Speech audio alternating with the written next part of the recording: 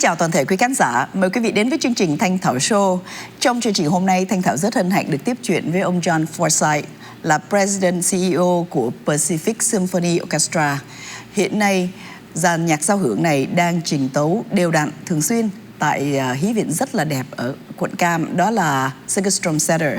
Và ngày hôm nay ông sẽ nói với chúng ta một số điều liên quan đến mùa giải năm nay, cũng như những điều cần biết về các chương trình trình diễn của Pacific Symphony. Mời quý vị cùng xem chương trình. Hello, John.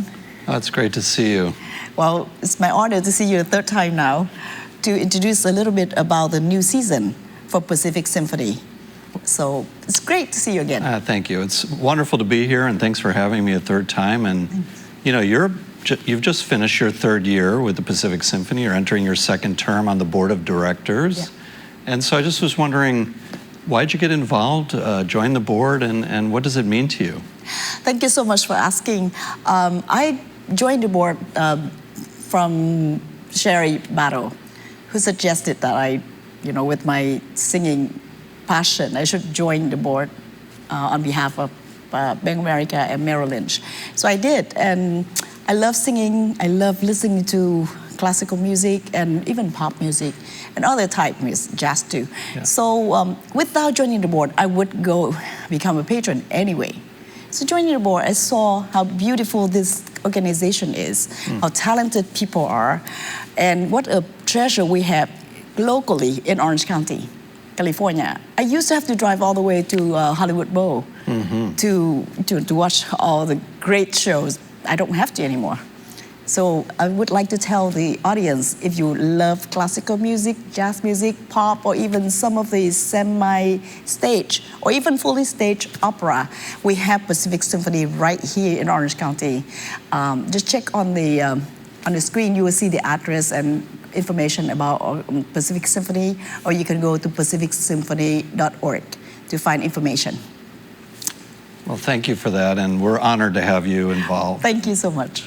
We love your community and the opportunity to share some exciting news about the orchestra. For people who aren't that familiar with Pacific Symphony, we're the newest major orchestra in the country. We're only a 46-year-old institution. Most orchestras are well over 100 years, and in Europe, many hundreds of years old. So in such a short time, we've grown into a top-tier Group 1 orchestra, which was elected by the League of American Orchestras to that very prestigious group of symphonies, including the LA Philharmonic in New York and so forth. So, that growth is a reflection of a great community support base. And I think the leadership of a remarkable man who's celebrating his 35th anniversary with Pacific Symphony. That's our music director, Carl St. Clair. And at 35 years as our music director and principal conductor, that makes him the longest tenured American-born conductor leading a major American orchestra, and that's very historic. So this whole season is a celebration of Carl's legacy as music director and many, many great works we can talk about. But it's a very special time, and we hope people will make a special effort to celebrate with Carl this year. I believe some of my viewers have already went to see the performance from Pacific Symphony and have watched Carl St. Clair conduct it. And of course, we see the enthusiasm, the love of music, his passion in each movement. And I also love the show that he had usually on Sunday, where it's a matinee Sunday show. Afternoons. Yeah, afternoon. And he always has some time as he introduced about the composers. He talked a little bit here and there, a story behind the song and the symphony. So it's just beautiful, and you learn a lot more. Yeah, 4 times a year we'll take the programming that is on the Thursday, Friday, Saturday night concerts. We'll shrink it down to just 1 work or maybe 2 works. So it's without intermission, and then Carl will talk about those works. And I think you're absolutely right. Those are, interestingly, not just introductory concerts, but they're great for kind of middle school and high school students who are maybe a little more mature than our family audiences that are for young children. And they can really learn about how these big works, these 40-minute, 30-minute pieces were composed. What was the composer thinking about? What to listen for? And it makes it so much more exciting. Of course, even for adults. I fell in love with the classical music when I was a full adult, not when I was growing up. But it takes some time to get used to it, but I love it. Oh. And I know there's so many people in the Vietnamese American community who love classical music too. So you don't have to go anywhere far. Just right in Costa Mesa, Santa Ana, is close to South Coast Plaza. You can just check it out at pacificsymphony.org to find a program for this upcoming season. And I will be there on this opening night to see you if you want to see me there in person. Back to Pacific Symphony. I knew that for the last 2 years or so, Pacific Symphony has a resident composer who is Viet Cuong. Viet Cuong is a renowned Vietnamese American composer. Could you tell the audience a little bit about what he would do this season? You know, this idea of a composer in residence, it doesn't mean that they're living here full time. What it means is that they spend certain weeks of the year serving the community in unique ways. So in his case, he works with our youth ensemble programs. They're playing works of his. We have middle and high school orchestras, as you know. Over 300 students participate. So he'll coach students on how to prepare new music of our time. This year he's writing a fabulous new orchestral piece that's part of Carl St. Clair's celebration, and that will be in early February. So we're very excited to give the world premiere of this new work. And he is really, I think, one of the most illustrious young composers. Every piece that we've performed of his has garnered incredible response from our audience.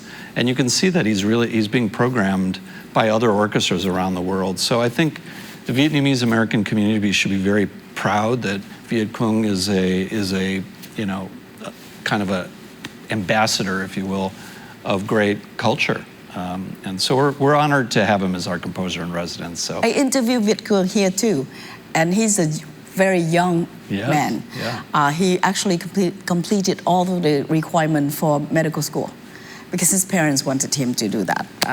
Just like most Asian American families or parents. So he decided to do both. He had the best grade to enter medical school, but he also remarkable. Excelled in music.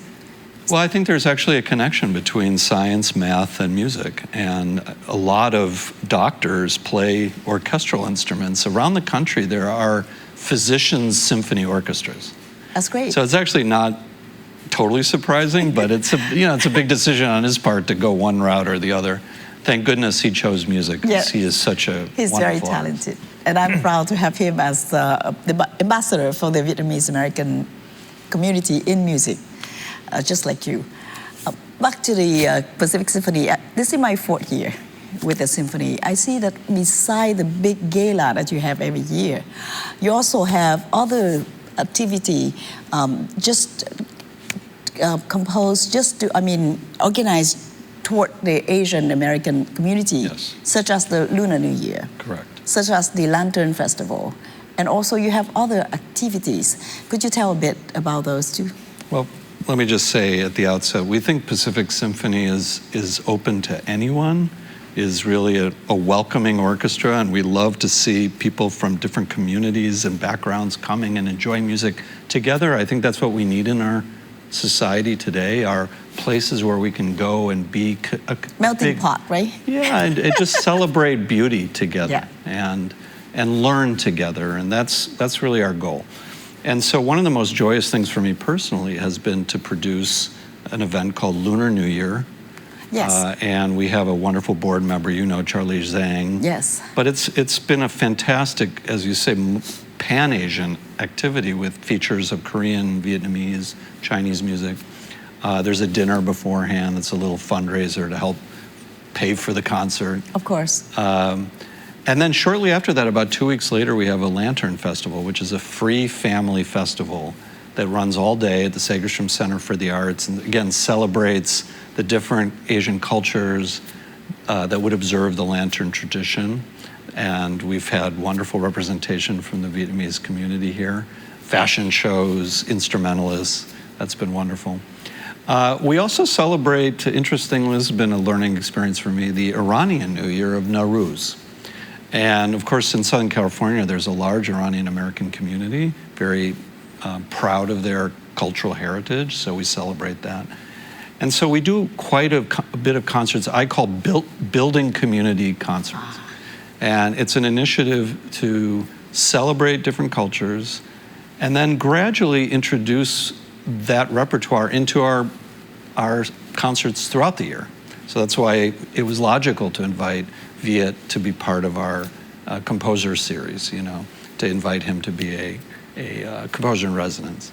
So it's been a pleasure to diversify not just European music or European influence music, but now the great Asian influences on music or Native American. It's incredible. An orchestra to me is not a European only event. It's really a blank canvas for anybody to paint on.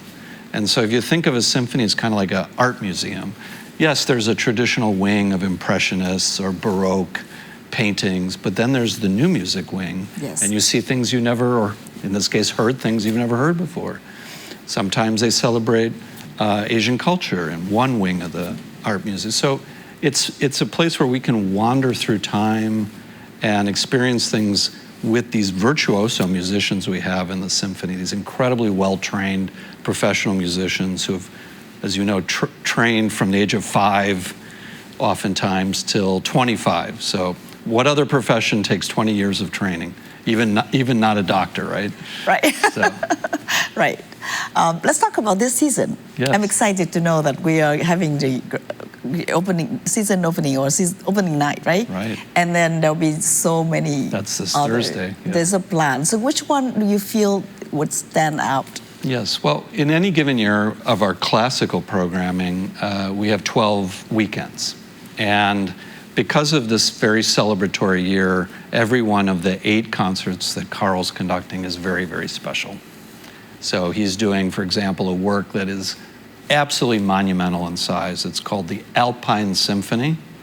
It features 120 musicians on stage, wow. Offstage alpine horns. So it's almost like depicting the sounds from one mountain to the other.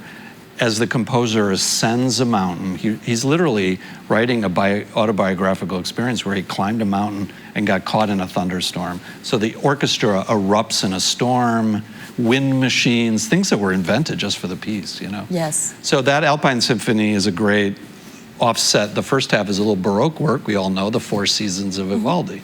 So we're celebrating nature. We have an opera. We're doing the first of a famous set of operas called the Ring Cycle by Wagner.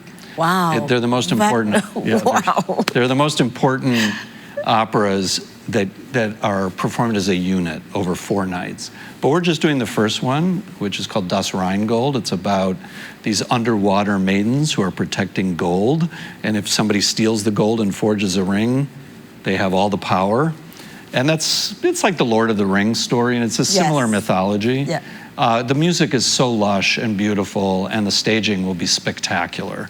Just imagine, you know, Rhine maidens underwater, and it's going to be a very beautiful production. Verdi's Requiem at the end of the season, very profound piece by the great Italian composer Carmina Burana, another great choral piece. So he has stacked the entire season with big programs. But on opening night, he's conducting a concert that is the exact same concert he conducted 35 years ago. Wow. So Beethoven's 7th Symphony, Maurice Ravel's Alborada del Gracioso, a beautiful kind of Spanish-influenced piece. And he's also doing Rachmaninoff's Rhapsody and a theme of Paganini with this great pianist, Claire Huangxi.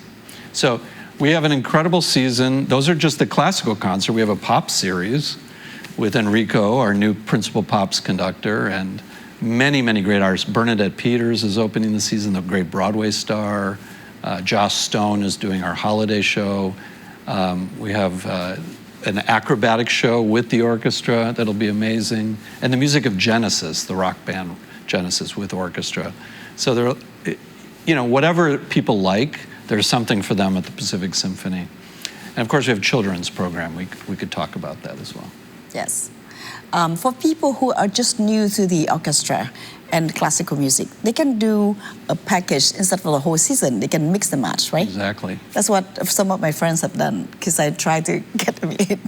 And they bought maybe 4 tickets for the pop and then 2 for classical. Yeah. That can be done. You know, it's great to experiment and open yourself up to new musical genre. And of course, people know commercial music because it's famous. But yes. I think if you, especially this year, this is a good year to go on the Carl St. Clair journey, because he really thought through the 8 concerts. So you maybe look at the concerts he's conducting, celebrate his tenure. This is his final year as music director.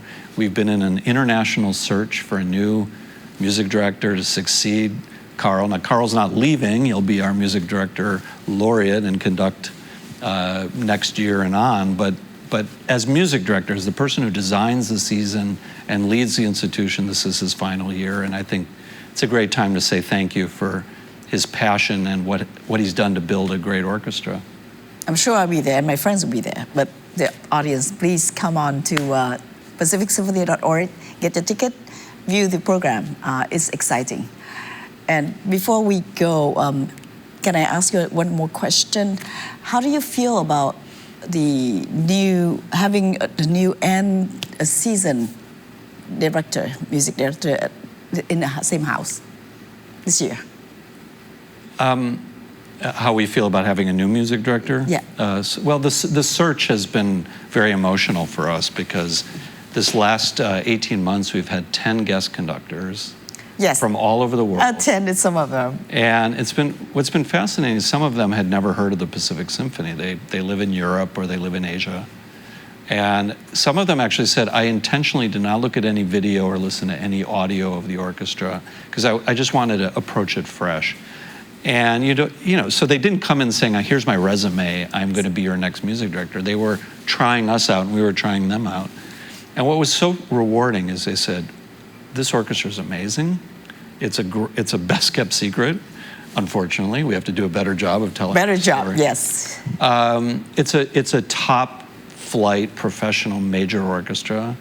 Of course, we're not attached to a famous city, and I think we're Pacific Symphony. So we really represent, I think, the Pacific Rim. That's our focus, is to serve increasingly the Asian communities. That's very important to us. So anyway, they've all said, great orchestra, I want the job. So that made it easier for us to say, okay, we've got 10 candidates here who are interested in the position. And coming to closure is really about the musicians of the orchestra and their reaction to the working and the collaborative relationship they're going to have. Because if the musicians don't have good chemistry with the conductor, then the music. Right. And then, of course, how did the audience respond? What kind of vision does this person have for education and community engagement work? Because we have one of the largest offerings of education and community engagement of any symphony in the United States. So those are all the ways that we look at and analyze the best fit for this wonderful place we call home, Orange County. And for people who can't attend any concert, if you would like to help Pacific Symphony prosper and to preserve and promote musical arts from everywhere, not only Europe but also Asia and Vietnamese culture too, you can go to pacificsymphony.org and donate, purchase tickets, or tell your friends who live in California and Orange County to go see for themselves.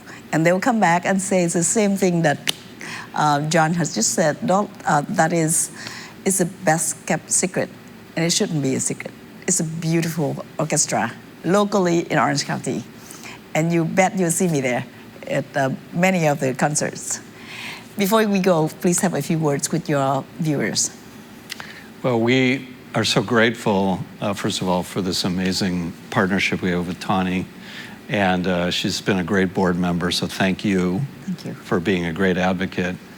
The more that we see audiences that have never been to the symphony, the happier we are, because it's really a labor of love. It's very hard work to run a symphony and raise the money. 70% of all the revenue of the Pacific Symphony comes from donations, and over half of our audiences come for free. because we provide free tickets to, for example, veterans or to people who are, the beneficiary of a nonprofit. So we always try to help open the doors to people who can't afford to be there. So it's a wonderful organization, and it's been an honor for me to be the executive leader of it. Thank you, and here's to the best season. Thank you. Yeah. Quý vị vừa xem chương phần phỏng vấn của Thanh Thảo với ông John Forsyte, là President và CEO của Pacific Symphony Orchestra. Nếu quý vị muốn tìm hiểu thêm những chi tiết về chương trình của nguyên cái mùa năm nay, xin quý vị vào pacificsymphony.org, và quý vị cũng có thể đặt câu hỏi cho chương trình này tại info@vietfacetv.com hoặc là Tony Thanh Thảo @vietfacetv.com. Hẹn gặp lại quý vị trong chương trình kỳ tới. Xin kính chào tạm biệt. Thank you. Thank you.